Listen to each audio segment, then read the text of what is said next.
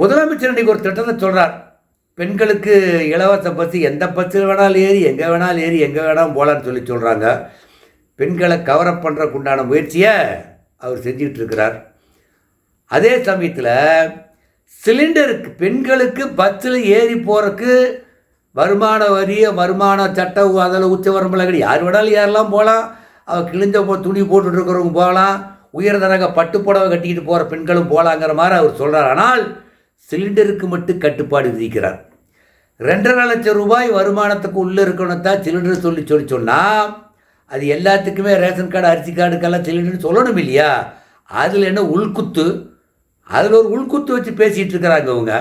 இப்போ 2.5 லட்சம் ரூபாய் குறைவுன்னு சொன்னால் அது தகுதி உள்ளவங்களுக்கு அப்படின்னு பேசுகிற திராவிட முன்னேற்ற கழகம் 1000 ரூபா கொடுக்கறதுக்கு தகுதி வாய்ந்த வாய்களையே பேசுனீங்களே நீங்கள் கூட்டத்திலையெல்லாம். திராவிட யார் தகுதி வாய்ந்தவங்க, தகுதி வாய்ந்த பெண்ணா, தகுதி இல்லாத பெண்ணான்னு வாயிலேயே பேசினீங்க. அதுக்கு இருக்கிறது உச்சவரம்பு வைக்கிறீங்க நீங்கள். அது உச்சவரம்பு வைக்கிறது தவறு. இதனால் மற்றவன் என்ன பண்ணுவாங்கன்னு சொன்னால் தமிழக வெற்றி கழகத்துக்கு சரிவுதான் ஏற்படும்.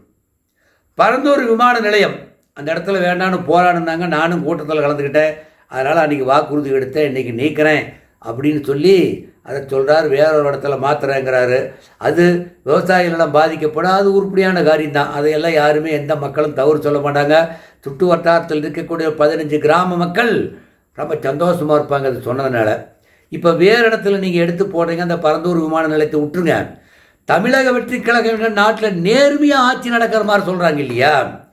எந்த இடத்தில் நேர்மையாக ஆட்சி நடக்குன்னு சுட்டி காமிக்க சொல்லுங்க. அவங்க எல்லா இடத்துலையும் அயோக்கித்தனம் தான். எல்லா இடத்துலையும் இவ்வளோ ஒரு நிர்வாகத்தில் வேறு ஏதாவது ஒரு திட்டத்தை செஞ்சு பொதுமக்களுக்குன்னு சொல்லி இருக்கிறத சொல்லி அவங்க பயன்பட்டான்னு சொல்லுங்கள். இன்னும் எல்லா மாவட்ட தலைநகர்களிலும் மக்கள் குறைகேட்பு கூட்டத்தில் பல்லாயிரக்கணக்கான பேர் பல்லாயிரக்கணக்கான பிரச்சனை சொல்லி பெட்டிஷன் கொடுத்துக்கிட்டு தான் இருக்கிறான். நீங்கள் ஆட்சி அமைச்சு 4 மாதம் ஆச்சு இல்லையா?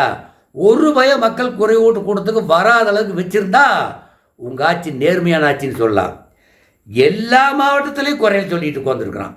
எல்லா மாவட்ட தலைநகரிலும் மாவட்ட ஆட்சித்தலைவரால் நடத்தப்படுகிற மக்கள் குறைதீர்ப்பு கூட்டத்துக்கு ஆயிரக்கணக்கில் தங்கள் குறைகளை சொல்கிறாங்க. ஏதாவது இதுவரையிலும் இந்த 4 மாதமாக 100 நாள் ஆகிப்போச்சு, ஏதாவது ஒரு குறைய பொதுமக்களுக்கு பெட்டிஷன் கொடுக்குறதும் சரி, அது எங்கே போச்சு வந்ததுன்னு சொல்லி இதுவரையிலும் ஒரு நபர்களுக்கு கூட விமோச்சனம் கிடைச்சதாகவே கிடையாது.